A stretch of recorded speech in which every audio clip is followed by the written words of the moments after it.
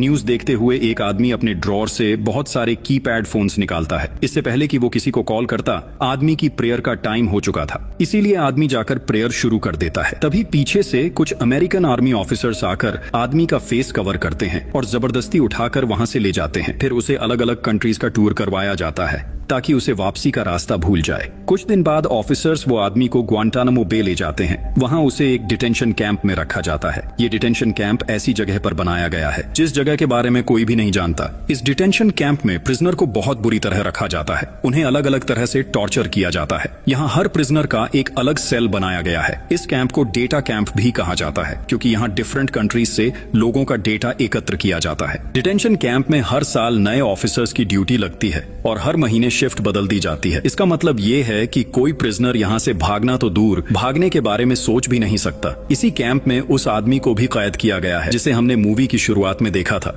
Scene cut होता है और हमें आज से 8 साल बाद का वक्त दिखाया जाता है। हमेशा की तरह आज भी कुछ नए ऑफिसर्स की ड्यूटी बदली गई है, जिनमें से एक लेडी ऑफिसर भी है जिसका नाम एमी है। एमी की आज पहली बार किसी डिटेंशन कैंप में ड्यूटी लगी है, इसीलिए वो थोड़ी सी कंफ्यूज थी। सभी ऑफिसर्स को इकट्ठा करके उन्हें इस कैंप के बारे में जानकारी दी जाती है। सीनियर कमांडर जॉन सभी ऑफिसर्स को बताते हैं कि कोई भी कैदी यहाँ से भाग नहीं सकता। उनकी सुरक्षा के लिए बहुत सारे एडवांस टूल्स लगाए गए हैं। आपको बस उन्हें खुदकुशी करने से बचाना है, क्योंकि ये बात उन्हें भी पता है कि इस जगह से भागने का कोई भी रास्ता नहीं। आप सभी को 12 घंटे की रोटेशन पर काम करना है और ध्यान रहे कि हर डिटेनी पर आपकी पूरी नजर हो। कुछ डिटेनी आपको बातों में उलझाने की कोशिश करेंगे क्योंकि आप नए हैं, हमें पता चलता है। डिटेंशन कैंप में प्रिजनर्स को डिटेनीज कहा जाता है ताकि उन्हें legal prisoner of war rights न मिल सके। जॉन बताता है कि ये जगह कोई वॉर जोन तो नहीं, लेकिन फिर भी बहुत खतरनाक है, इसलिए सभी चौकन्ना रहे। अभी नए ऑफिसर्स का लेक्चर जारी था,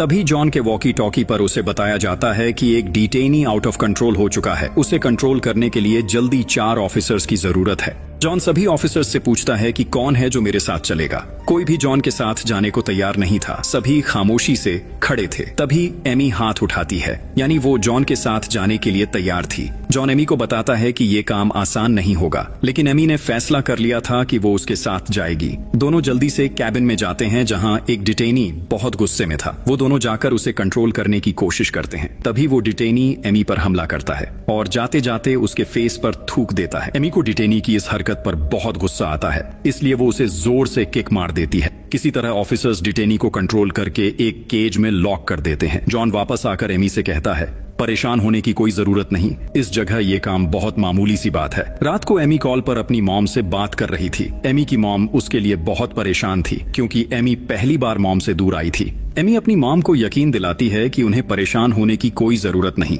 यहाँ सब कुछ बहुत अच्छा है। दोनों थोड़ी देर बात करती हैं, फिर एमी खाना खाकर सो जाती है। अगली रात एमी नाइट शिफ्ट के लिए तैयार होती है क्योंकि आज उसकी शिफ्ट का पहला दिन था। आज एमी को डिटेनीज को कुछ बुक्स डिस्ट्रीब्यूट करनी है, इसलिए वो बुक्स का स्टॉल लेकर डिटेंशन कैंप चली जाती है। साथ जॉन भी था जो उसे रास्ते में गाइड कर रहा था। एमी सबसे पहले उसी डिटेनी के पास जाती है जिसने उस पर थूका था। एमी डिटेनी से बहुत आराम से पूछती है, क्या तुम्हें कोई बुक चाहिए? जिस पर डिटेनी एमी को बहुत बुरा भला कहता है। एमी को बुरा तो लगता है, लेकिन वो बिना कुछ बोले आगे निकल जाती है। जॉन बताता है कि इस डिटेनी को लेडीज पसंद नहीं है, इसलिए जब भी कोई लेडी उसके पास जाती है तो वो ऐसे ही बिहेव करता है। इसके बाद एमी अली अमीर नाम के डिटेनी के पास जाती है। एली को हैरी पॉटर का पार्ट 7 चाहिए था, लेकिन एमी जवाब देती है कि वो मेरे पास नहीं है। अगर तुम्हें इनमें से कोई बुक चाहिए तो मैं दे सकती हूँ, लेकिन एली को वही बुक चाहिए थी क्योंकि एमी के पास जो बुक्स थीं वो एली कई बार पढ़ चुका था। इतनी बार सेम बुक्स पढ़कर वो क्या करेगा? इतने में जॉन वहां आकर एमी को आगे बढ़ने को कहता है। ऐसे ही रात गुजर जाती है और एमी अपनी शिफ्ट खत्म करके घर चली जाती है। 3 दिन बाद दोबारा एमी की नाइट शिफ्ट लगती है। अब वो किसी भी डिटेनी से कोई बात नहीं कर रही थी। एली बार बार एमी से बात करने की कोशिश करता है। वो एमी से पूछता है, तुम कहाँ से हो, तुम्हारा नाम क्या है? लेकिन एमी अली की किसी भी बात का जवाब नहीं देती। तब अली खुद ही एमी को अपने बारे में बताने लगता है। वो बताता है कि मेरा नाम एली है। अली बताता है कि मैं पिछले 8 साल से यहाँ कैद हूँ। जब एमी एली को उसका नाम नहीं बताती तो अली खुद एमी को एक नाम दे देता है, ब्लॉन्ड। जब एली ज्यादा बातें करने लगता है तो एमी उसे मना कर देती है। वो कहती है कि डिटेनी से बात करना रूल्स के खिलाफ है, इसीलिए हमें ज्यादा बात नहीं करनी चाहिए। इसके बाद एमी फिर से राउंड लगाना शुरू कर देती है। थोड़ी देर बाद एली एमी से पानी मांगता है। जब एमी एली के लिए पानी लेने जाती है तो पहले वाला डिटेनी डिटेनी एमी पर बहुत चिल्लाता है क्योंकि वो एली से बातें कर रही थी। एमी चुपचाप एली के लिए पानी लाती है। जैसे ही वो उसे पानी देने वाली थी, एली अपना गंद एमी के ऊपर फेंक देता है, जिससे उसकी इंसल्ट होती है। तभी सभी डिटेनीज एमी का मजाक उड़ाते हैं और बहुत हंसते हैं। एमी को एली की इस हरकत पर बहुत गुस्सा आता है। वो उसे बहुत गालियां देती है और बुरा भला कहती है। एमी के साथ वाला ऑफिसर एली की आंखों में एक स्प्रे करता है, जिससे एली को बहुत ज्यादा तकलीफ होती है। वो चुप होकर बैठ जाता है। जब जॉन को इस बारे में पता चलता है तो उसे भी एली की ये हरकत बहुत बुरी लगती है। वो एमी की इंसल्ट करने पर एली को दूसरे कैबिन में ले जाते हैं और उसकी इस गलती पर उसे बहुत टॉर्चर करवाते हैं। अगले दिन सभी ऑफिसर्स एक पार्टी रखते हैं। आउटिंग के लिए सभी एक बोट पर जाते हैं। एमी भी वहाँ बहुत एंजॉय कर रही थी, इसीलिए वो बहुत ज्यादा ड्रिंक कर लेती है। थोड़ा रिलैक्स होने के लिए वो वॉशरूम चली जाती है, जहाँ उसका पीछा करते हुए एक ऑफिसर भी अंदर आ जाता है। दोनों ही ड्रैंक थे, इसलिए वो ऑफिसर एमी के पास होने की कोशिश करता है, लेकिन एमी डर जाती है। वो उसे धक्का देकर वहाँ से बाहर आ जाती है। अगले दिन दोबारा से एमी की नाइट शिफ्ट आती है। इस बार एली अपने रूम में नहीं था, क्योंकि उसे अभी भी टॉर्चर किया जा रहा था। ये पनिशमेंट एमी की इंसल्ट की वजह से था। एमी और उसका टीममेट एली के रूम में जाते हैं, जहां एक ग्लास पर एली ने बहुत अच्छे डिजाइन्स बनाए हुए थे। ग्लास देखकर एमी सोचती है कि एली अच्छा काम कर सकता है, तो उसने बुरा रास्ता क्यों चुना। एमी ऑफिसर से पूछती है, क्या एली को अभी भी पनिशमेंट दी जा रही है, जिस पर ऑफिसर हाँ में जवाब देते हैं। एमी को ये सुनकर एली के लिए थोड़ा सा बुरा महसूस होता है। अगले दिन एमी एली की फाइल पढ़ने के लिए ऑफिस जाती है। वहाँ उसे पता चलता है कि एली जर्मनी का रहने वाला है। उसका किसी भी टेररिस्ट ग्रुप से कोई ताल्लुक नहीं है। उसे सिर्फ इसलिए डिटेंशन कैंप में रखा गया है क्योंकि यूएस आर्मी को उस पर शक है। सिर्फ शक की वजह से उसे 8 साल से कैद रखा गया है। एली की फाइल में उसकी कुछ पिक्चर्स भी थीं, उस वक्त की जब एली से सच बुलवाने के लिए उसे टॉर्चर किया जा रहा था। लेकिन एली बार बार यही कह रहा था कि मैंने कुछ नहीं किया,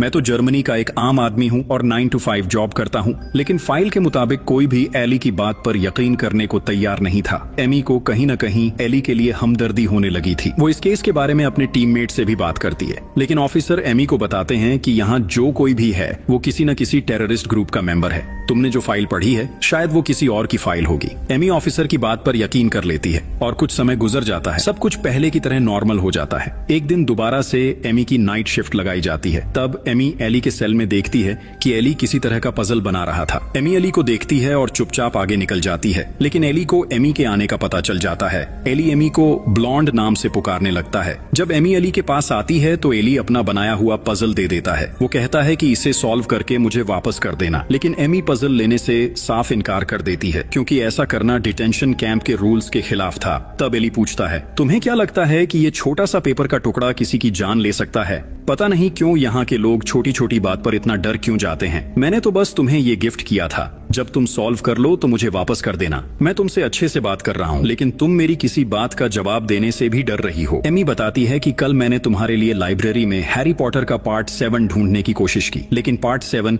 मुझे कहीं भी नहीं मिला। तब एली जवाब देता है, कोई बात नहीं, जरूरी नहीं कि जिस चीज को हम दिल से चाहें वो हमें मिल भी जाए। ये बात सुनकर एमी को बुरा लगता है, लेकिन वो कुछ कहे बिना वहाँ से चली जाती है। अब ऐसे ही कई महीने और भी गुजर जाते हैं। ऑफिसर्स को यहाँ ड्यूटी करते हुए अब आदत हो गई थी। उन्हें सब चीजों के बारे में पता चल चुका था, यानी अब ऑफिसर्स यहाँ की जिंदगी और नियमों को अच्छी तरह समझ चुके थे। वो काफी मैच्योर हो चुके थे। एक दिन एमी सभी डिटेनीज को खाना दे रही होती है, लेकिन सभी डिटेनीज खाना लेने से इनकार कर देते हैं, क्योंकि वो सब हंगर स्ट्राइक पर थे। असल में उनके एक दोस्त को वेट लॉस करने वाली मशीन चाहिए थी, लेकिन ऑफिसर्स उसे वो मशीन दे नहीं रहे थे। अपने दोस्त के लिए सबने मिलकर हंगर स्ट्राइक शुरू कर दी थी। एमी अली से कहती है कि वो खाना खा ले, लेकिन इस बार अली भी कुछ नहीं खाता। अगले दिन सभी डिटेनीज फिर से खाना खाने लगते हैं, क्योंकि उनके दोस्त को आखिरकार वो मशीन लाकर दे दी गई थी। कुछ दिन बाद डिटेनीज को आउटिंग के लिए बाहर केज में लाया जाता है। वहाँ एमी एली से पूछती है, तुम में से किसी और ने तो वो मशीन यूज नहीं की, फिर तुम सब लोग एक आदमी के लिए इतने दिन हंगर स्ट्राइक पर क्यों थे? एली जवाब देता है, वो हमारा दोस्त है, हम सब कई सालों से एक ही जगह पर हैं। यहाँ अगर कोई एक भी तकलीफ में होता है तो बाकी सबको भी महसूस होती है। एमी को एली की बात अच्छी लगती है। ये पहली बार था जब एमी और एली के बीच इतनी लंबी और सच्ची बात हुई थी। दोनों काफी देर तक बातें करते रहते हैं और एमी को यकीन हो जाता है कि एली एक अच्छा इंसान है। उसे सिर्फ शक की वजह से इतने सालों तक कैद रखना वाकई इंसानियत पर जुल्म था। इन्हें बात करते हुए देखकर जॉन गुस्से में आ जाता है। वो एमी को बुलाता है और सख्त लहजे में पूछता है, तुम दोनों क्या बातें कर रहे थे? एमी थोड़ा घबराकर जवाब देती है, कुछ भी नहीं, बस ऐसे ही। जॉन एली को एमी से बात करने की सजा देता है। सजा ये थी कि एली को अपने कपड़े उतारकर एमी के सामने नहाना होगा। एली ऐसा नहीं करना चाहता था क्योंकि अब वो कहीं ना कहीं एमी को पसंद करने लगा था, लेकिन जॉन के जुल्म से बचने के लिए वो मजबूर होकर अपने कपड़े उतार देता है और एमी के सामने नहाने लगता है। एमी वहाँ से जाने की कोशिश करती है, लेकिन जॉन जबरदस्ती उसे रोक लेता है ताकि वो पूरा मंजर देखे और आगे कभी किसी डिटेनी से बात करने की हिम्मत न करे। अगली सुबह एमी जॉन की शिकायत करने सीनियर ऑफिसर के पास जाती है, लेकिन ऑफिसर शिकायत लेने से मना कर देता है। वो कहता है,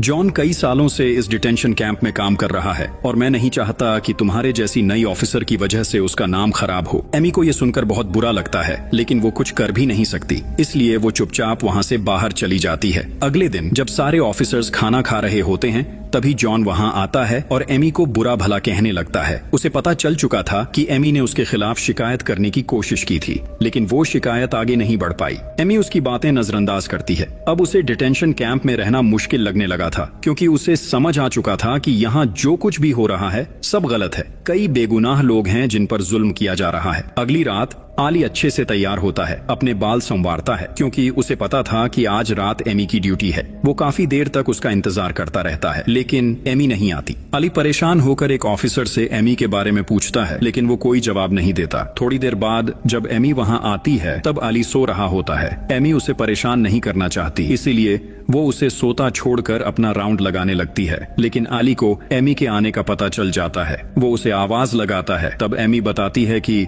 मैं थोड़ी सी लेट हो गई थी, अब तुम सो जाओ, रात काफी हो गई है। लेकिन अली सोने से इनकार कर देता है, क्योंकि वो आज एमी से बात करना चाहता था। एमी पूछती है, आखिर तुम्हें इतने सालों से इस सेल में कैद क्यों रखा गया है? आली जवाब देता है, मैं तो एक मामूली सा इंसान हूँ, मैं जर्मनी से हूँ और एक ऑफिस में जॉब करता था। मुझे नहीं पता कि ये लोग मुझे यहाँ क्यों लाए हैं। आली एमी से पूछता है, तुम कहाँ की रहने वाली हो? एमी मजाक से जवाब देती है, मैं तो अपने घर की हूँ। अली मुस्कुराता है और कहता है, मुझे यहाँ 12 साल हो चुके हैं, लेकिन आज तक तुम्हारे जैसी ऑफिसर कभी नहीं देखी। यहाँ जो भी आता है वो शायद दरिंदा बनकर आता है, जिन्हें हम जैसे लोगों पर जरा भी तरस नहीं आता। कोई हमारी भावनाओं को समझने की कोशिश ही नहीं करता। सभी ऑफिसर्स हमें जानवरों से भी बदतर समझते हैं। एमी ये बातें सुनकर अंदर से टूट जाती है। उसकी आंखों में आंसू आ जाते हैं, लेकिन वो एली के सामने रोती नहीं। दोनों को पता है कि अब साल पूरा होने वाला है और अगले महीने एमी यहाँ से चली जाएगी। एली भी अब इन सब चीजों से थक चुका है। उसे यकीन हो गया है कि वो कभी भी यहाँ से बाहर नहीं निकल पाएगा। उसने आज उम्मीद छोड़ दी है।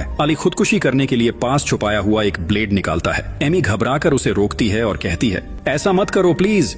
एली जवाब देता है, यहाँ सबको पता है कि मैं बेकसूर हूँ, लेकिन कोई मेरी बात सुनता ही नहीं। मैं इस जिंदगी से तंग आ चुका हूँ। आखिर एमी भी अली को अपने बारे में बताने लगती है। ये करना रूल्स के खिलाफ था, लेकिन अब एमी को कोई फर्क नहीं पड़ता। वो कहती है, मैं फ्लोरिडा में रहती हूँ, मेरा नाम एमी है। दोनों देर तक बातें करते रहते हैं। पहली बार दोनों ने एक दूसरे को इंसान की तरह महसूस किया। कुछ देर बाद एमी वहाँ से आगे निकल जाती है, लेकिन दूर जाकर फूट फूट कर रो पड़ती है, क्योंकि एली के सामने वो रो नहीं सकती थी। एली तो पहले ही अंदर से टूटा हुआ इंसान था। थोड़ी देर बाद जब एमी दोबारा एली के सेल में देखती है, तो वो अब भी ब्लेड लिए बैठा था और चुपचाप रो रहा था। एमी उसकी तकलीफ को महसूस करती है और उसे देखकर खुद भी रोने लगती है। एमी को अब पूरी तरह समझ आ चुका था कि अपनी फैमिली से दूर रहना कितना दर्दनाक होता है। वो एली के खाने देने वाला दरवाजा खोलती है और उसे धीरे से कहती है, ब्लेड मुझे दे दो। अली कुछ पल चुप रहता है, फिर वो ब्लेड एमी के हाथ में थमा देता है, लेकिन एमी उसका हाथ पकड़ लेती है। वो छोड़ती नहीं। दोनों की आंखों से आंसू रुकने का नाम नहीं लेते, क्योंकि दोनों जानते थे कि कुछ ही दिनों बाद शायद वो कभी एक दूसरे को नहीं देख पाएंगे। अली और एमी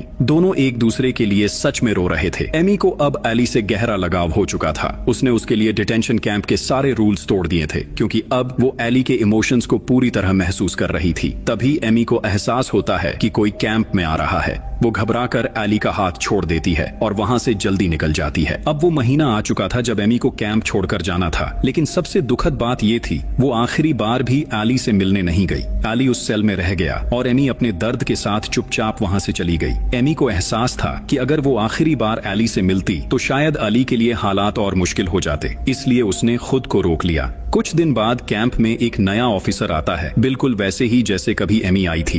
एली हमेशा की तरह इस नए ऑफिसर से भी कुछ सवाल पूछने की कोशिश करता है, लेकिन वो ऑफिसर उससे बहुत बुरा बर्ताव करता है। वो ऑफिसर भी डिटेनीज को कुछ बुक्स बांटने आया था। एली की नजर उसके टेबल पर रखी एक नई किताब पर पड़ती है। वो बड़े शौक से वो किताब मांगता है। ऑफिसर उसे दे देता है। एली किताब का पहला पन्ना खोलता है और तभी उसकी आंखें ठहर जाती हैं। पहले पेज पर लिखा था, मैं नहीं जानती कि दुनिया में कोई और अच्छा इंसान है या नहीं, लेकिन मुझे इतना पता है कि तुम अच्छे इंसान हो। Love blonde. एली ये पढ़कर पूरी तरह टूट जाता है। उसकी आंखों से आंसू बहने लगते हैं। वो किताब को अपने सीने से लगाकर धीरे धीरे कोने में जाकर बैठ जाता है। वो जान चुका था एमी अब कभी वापस नहीं आएगी, लेकिन उसके दिल में छोड़ा गया ये पैगाम हमेशा जिंदा रहेगा। एमी कैंप से बाहर निकलते वक्त अपनी टोपी नीचे कर लेती है ताकि कोई उसके आंसू न देख सके। वो रो रही थी, एक ऐसे इंसान के लिए जिसे वो जानती भी नहीं, लेकिन जिसके बेगुनाह होने पर उसे पूरा यकीन था। उसके दिल में बस दर्द था, एक ऐसे शख्स के लिए जिस पर जुल्म हुआ और कोई उसकी बात सुनने वाला नहीं था। एमी के पास अभी भी वो पजल्स थे जो एली ने उसे तोहफे में दिए थे। उधर एली भी एमी की दी हुई किताब अपने सीने से लगा लेता है। दोनों की कहानी अधूरी रह गई। क्या ये दोनों कभी एक हो पाएंगे या नहीं? कमेंट्स में जरूर बताएं। और इसी के साथ ये sad emotional story based on a true story यहीं खत्म हो जाती।